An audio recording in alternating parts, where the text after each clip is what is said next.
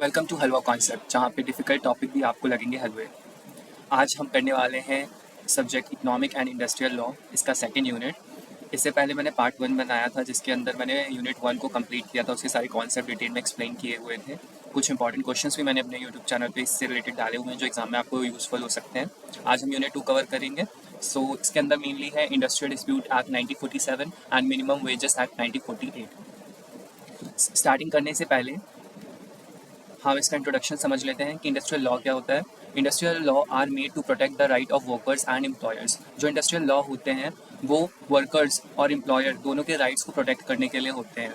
These law help in maintaining industrial peace and fair wages. यानी जो industrial law है ये हेल्प करता है इंडस्ट्रियल पीस मेंटेन करने के लिए, कि इंडस्ट्री में कोई डिस्प्यूट ना हो, फेयर वेजेस मिले वर्कर को, ताकि उसका जॉब सेटिस्फैक्शन प्रॉपर रहे। उसके बाद इसके अंदर लेबर लॉ के अंदर दो इंपॉर्टेंट लॉ आते हैं। पहला है industrial dispute act 1947, then second है मिनिमम वेजेस एक्ट 1948। तो ये दोनों ही बहुत इंपॉर्टेंट है, इससे रिलेटेड क्वेश्चंस आते हैं एग्जाम में, और पूरा यूनिट ही इसके अराउंड सराउंड करता है। सो एग्जाम्पल भी मैंने दिया है कि if a worker go on a strike due to low salary, these law help in solving dispute and protecting workers. तो अगर कोई वर्कर स्ट्राइक पे चला जाता है क्योंकि उसे लो सैलरी मिल रही है, तो ऐसा डिस्प्यूट जो है वो इंडस्ट्रियल लॉ के अंदर आपका जो इंडस्ट्रियल डिस्प्यूट एक्ट है उसके अंदर जाकर वो अपना इशू रिजॉल्व करा सकता है।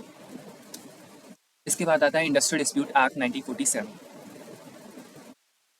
इंडस्ट्रियल डिस्प्यूट एक्ट क्या है? 1947 ही 1947 में आया था। Enacted to investigate and settle dispute between employers and employ. यानी इंडस्ट्रियल डिस्प्यूट एक्ट क्या करता है कि कोई भी अगर डिस्प्यूट होता है, कोई लड़ाई होती है एम्प्लॉयर और वर्कर को के बीच में किसी भी चीज़ को लेकर, तो उसको इन्वेस्टिगेट करना यानी एग्जामिन करना कि किसका इशू था, किसका फॉल्ट था, फिर उससे सेटल डाउन करना ताकि उनका इशू रिजॉल्व हो सके। ये सारा काम इस एक्ट के अंडर आता है। ऑब्जेक्टिव्स क्या होता है? To maintain industrial peace, industry में पीस मेंटेन करना, स्ट्राइक एंड लॉकआउट्स ना हो, वर्कर्स एंड एम्प्लॉयर के बीच को जो उनका राइट है उन्हें प्रोटेक्ट करना, उनके बीच में हेल्दी बॉन्ड क्रिएट करना, and to provide machinery for settlement of dispute. Machinery यहाँ पे क्या है? एक तरह से डिसीजन लेना। मशीनरी को मैं और अच्छे से एक्सप्लेन करूँगा, हम वहाँ अच्छे से समझ सकते हैं। रियली सॉरी जो बैकग्राउंड में शोर आ रहा है उसके लिए, प्लीज़ थोड़ा सा इग्नोर कीजिएगा।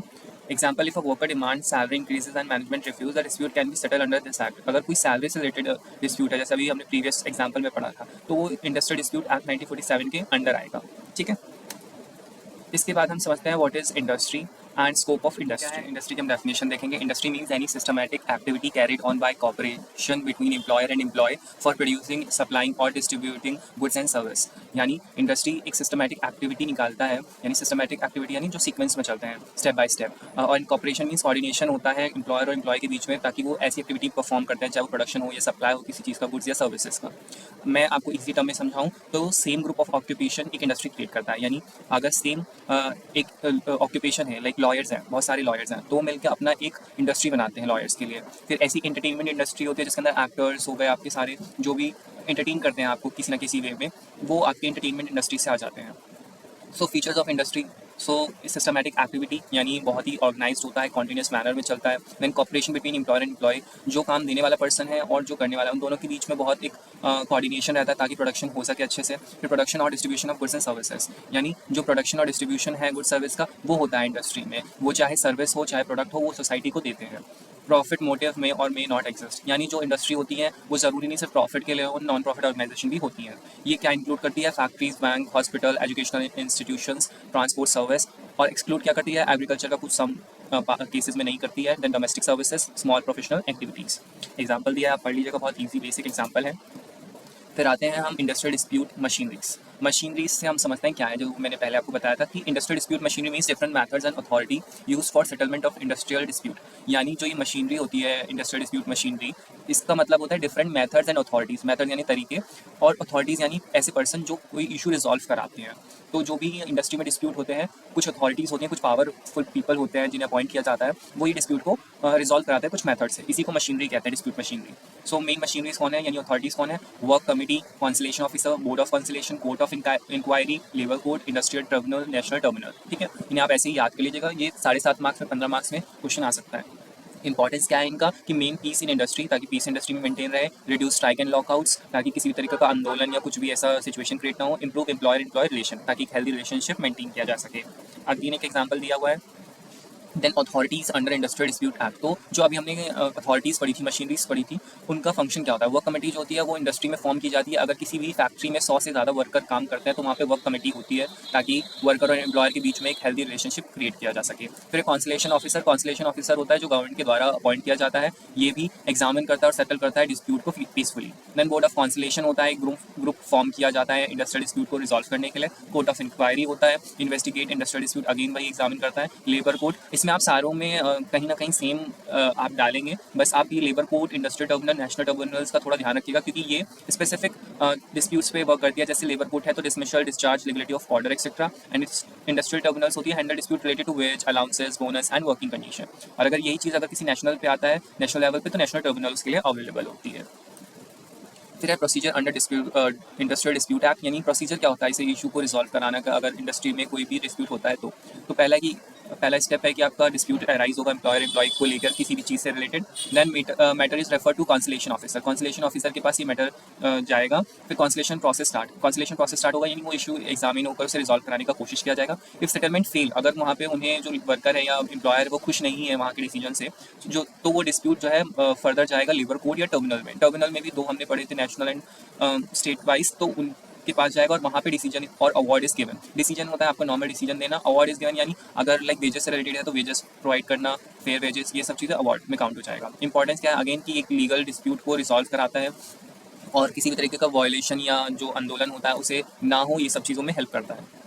Then powers and duties of authority, powers होती हैं टू इन्वेस्टिगेट इंडस्ट्रियल डिस्प्यूट, यानी जो अथॉरिटीज़ होती हैं वो एग्जामिन कर सकती हैं कि कॉज ऑफ डिस्प्यूट क्या था, यानी किस इशू की वजह से ये डिस्प्यूट क्रिएट किया गया है। Then to call witness and documents, यानी वो विटनेस को बुला सकता है और डॉक्यूमेंट्स जो भी मेडिकल रिपोर्ट है या जो भी वैलिड डॉक्यूमेंट्स है उसे मंगा के एग्जामिन कर सकता है। फिर एग्जामिन रिकॉर्ड्स की पहले भी ऐसे इशू आए हुए हैं या नहीं, वो सब चीज़ें चेक करने के बाद वो पास करते हैं अवार्ड्स एंड डिसीजन में, फिर वो डिसीजन एंड अवार्ड्स लेते हैं। फिर देन है ड्यूटीज़ उनकी क्या ड्यूटीज़ होती हैं, रिस्पॉन्सिबिलिटीज़ क्या होती हैं। पहला है मेंटेन इंडस्ट्रियल पीस, इंडस्ट्री में ये पीस मेंटेन करके रखना ताकि कोई डिस्प्यूट ना हो। Promote settlement between workers and employer, जो भी सेटलमेंट करना होता है डिस्प्यूट को लेकर। प्रोटेक्ट राइट ऑफ एम्प्लॉयज़ के जो भी राइट्स होते हैं, फेयर वेजेस, मिनिमम वेजेस, ये सारी चीज़ें प्रोवाइड करना। प्रिवेंट अनफेयर लेबर प्रैक्टिस, किसी तरह का एक्सप्लॉयटेशन ना हो, ये सब चीज़ों को इंश्योर करता है।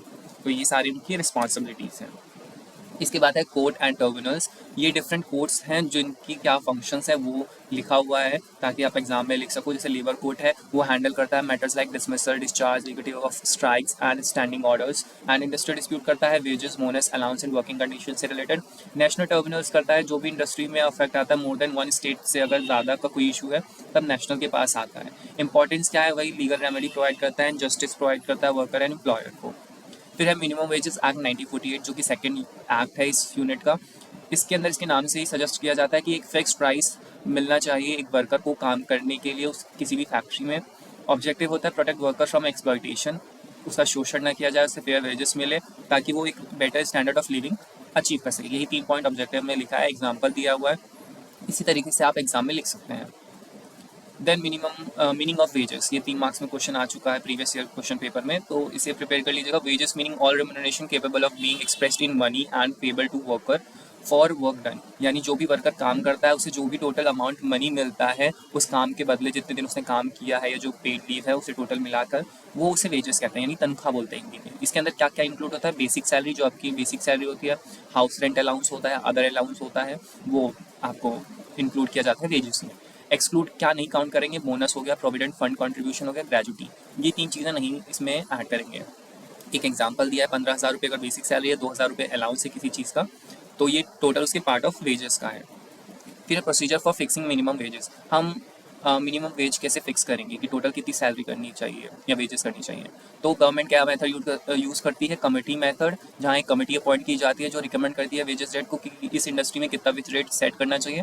फिर है नोटिफिकेशन मेथड, जहाँ पे गवर्नमेंट पब्लिश करती है प्रपोज वेज, यानी कहीं ना कहीं वर्कर्स को प्रपोज करती है या फिर लोग होते हैं हायर रैंकिंग पे जिन्हें ऑफिशल्स को लाइक उससे सजेशंस मांगती है कि कितना रेट उस पर्टिकुलर इंडस्ट्री में रखना चाहिए। थ्रू ग्रेजुएट्स, ठीक है, ऑफिशियल गैजेट्स यानी वेबसाइट के थ्रू, फॉर्म्स के थ्रू वो डाटा कलेक्ट करके कंसिडर करती है। देन फैक्टर्स कंसिडर्ड, कौन से फैक्टर कंसिडर करते हैं वेजेस को सेट करने के लिए, कॉस्ट ऑफ लिविंग की डेली एक्सपेंसेस कितना है, महंगाई कितना चल रहा है, नेचर ऑफ वर्क, कितना मुश्किल काम है, कितना डिफिकल्ट टास्क, उसमें कितना है, वर्किंग कंडीशन, कितने घंटे का काम है, कितना अनहेल्दी काम है, उसी अकॉर्डिंग जो वेजेस हैं वो सेट किए जाते हैं। स्टैंडर्ड ऑफ लिविंग, रहने सहने की चीज़ें और एक वर्कर का प्रोग्रेस हो वो सोचते हुए जो वेजेस हैं उसे फिक्स किया जाता है। जैसे कि इन्फ्लेशन के टाइम पे जो वेजेस रेट हैं वो बढ़ा दिए जाएंगे। फिर है ऑब्लिगेशन ऑफ एम्प्लॉयर टू पे मिनिमम वेजेस। जो काम देने वाला पर्सन है एम्प्लॉयर, उसकी क्या जिम्मेदारी बनती है मिनिमम वेजेस को लेकर। तो उसकी ड्यूटीज़ है कि एम्प्लॉयर को कम से कम जो सरकार ने फिक्स किया है रेट वो एटलीस्ट देना चाहिए। अगर उससे कम दे रहा है तो वो इलीगल माना जाएगा। वेजेस शुड बी पे ऑन टाइम, यानी टाइम से पे करना चाहिए, लेट नहीं करना चाहिए। एम्प्लॉयर कैन नॉट पे वेजेस बिलो मिनिमम रेट, यानी जो एक लिमिट सेट कर दी है कि आपको इतना पैसा देना है, मिनिमम 8 घंटे का 10,000, तो आप 10,000 से नीचे नहीं दे सकते। Unauthorise deduction are not allowed, कोई किसी भी तरीके का चार्ज आप वेजेस में से नहीं काट सकते, वो इलीगल माना जाएगा। इंपॉर्टेंस अगेन वही मैंने सेम रखे हैं, यही पॉइंट्स आप कॉपी पेस्ट कर सकते हैं डिफरेंट सिनेरियोज में। मैंने एग्जांपल दिया है कि अगर गवर्नमेंट ने फिक्स किया है 500 पर डे का, तो आप 300 नहीं दे सकते, वो इलीगली माना जाएगा। हमारा आता है authorities and remedies under minimum wages act, यानी कौन सी अथॉरिटीज़ होती हैं इसके अंदर जो इसका इशू रिजॉल्व कराती हैं, और कौन सी रेमेडीज़ होती हैं जो हम वर्कर्स को देते हैं। तो अथॉरिटीज़ होती है labour commissioner, labour inspector, and remedies होती है कि वो जो वर्कर है अगर उसे कम सैलरी मिल रहा है तो इसके रिगार्डिंग फाइल कंप्लेन कर सकता है। Authorities can order employer to pay due wages, यानी जो पेंडिंग पेमेंट है उसका वो देने के लिए एम्प्लॉयर को बोल सकती है अथॉरिटीज़। एम्प्लॉयर में फेस पेनल्टी फॉर वायलेशन, अगर ये देखा जाता है कि वो कम रेट दे रहा है, कम वेजेस दे रहा है वर्कर को, तो उसके ऊपर पेनल्टी भी लग सकता है। इंपॉर्टेंस मैंने सेम वैसे ही रखे हैं जो आप कॉपी पेस्ट कर सकते हैं या आप थोड़ा सा एक्सप्लेन कर सकते हैं अकॉर्डिंग टू मार्क्स। एग्जाम्पल दिया बहुत ईजी सा। इसके बाद है हमारा last topic, difference between both acts, की दोनों एक्ट्स के बीच में डिफरेंस क्या है। पहला है settlement of dispute. So purpose जो होता है इंडस्ट्रियल डिस्प्यूट एक्ट 1947 का, वो होता है कि डिस्प्यूट को रिजॉल्व किया जाए, जबकि मिनिमम वेजेस पे फिक्सिंग मिनिमम वेजेस के ऊपर फोकस रहता है। फोकस यहाँ पे नेक्स्ट पॉइंट है एम्प्लॉयर रिलेशन डिस्प्यूट के अंदर, यानी उनका अच्छा हेल्दी रिलेशनशिप बना रहे। जबकि दूसरे में वेजेस प्रोटेक्शन, वेज को प्रोटेक्ट करना, ये उनका मेन फोकस होता है। Then main objective is industrial peace, जबकि इसमें प्रिवेंट एक्सप्लॉइटेशन की शोषण ना हो। Authorities labour code terminals and इसमें लेबर अथॉरिटीज़।